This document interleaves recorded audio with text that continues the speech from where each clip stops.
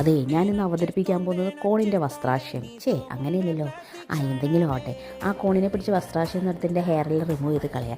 എന്നിട്ട് നന്നായിട്ട് കഴുകി അങ്ങ് സ്റ്റീം ചെയ്തു. സ്റ്റീം ചെയ്തതിന് ശേഷം എൻ്റെ കോണലിൻ്റെതെല്ലാം എടുത്ത് അടർത്തിയിട്ടതിന് ശേഷം ഒരു പാത്രത്തിനകത്ത് ഞാൻ ബട്ടർ ഇട്ടു. ആ ബട്ടർ ഇച്ചിട്ട് മെൽറ്റായിട്ട് വരുമ്പോഴേക്കും കോണങ്ങ് ഇടുക. എടുത്ത് തൂവി കഴിയുമ്പോൾ കുറച്ച് ഉപ്പ്, കുറച്ച് കുരുമുളക് പൊടി, കുറച്ച് ചിക്കൻ 65യുടെ മസാല എല്ലാം കുറച്ചേ ചേർക്കാവുള്ളൂ. കാരണം ആ കോണിൻ്റെ സ്വീറ്റ്നെസ് നമുക്ക് കിട്ടണം. അപ്പോൾ ഇതെല്ലാം തൂവി കഴിഞ്ഞ് സ്റ്റൗ ഓഫ് ചെയ്തതിന് ശേഷം നമ്മുടെ പ്രിങ്കിൾസ് പൊടിച്ചിരുന്നു കേട്ടോ. ഒരുപാട് പൊടിച്ചെടുത്തും അതും ഒരു ലേശം കുറച്ചേ ചേർക്കാവുള്ളൂ. എന്നാലാണ് എല്ലാത്തിൻ്റെയും നമ്മൾ ചെയ്തൊരു നല്ല ഫ്ലേവറിൻ്റെ ടേസ്റ്റ് നമുക്ക് കിട്ടുള്ളൂ.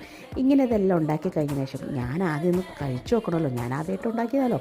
അപ്പം ഞാൻ ആദ്യമായിട്ട് ഉണ്ടാക്കിയാലും ഞാനൊന്ന് കഴിച്ചു നോക്കി. കാരണം എൻ്റെ പുത്രൻ ഭയങ്കരമായിട്ട് ടേസ്റ്റ് നോക്കുന്ന ആളാണ്.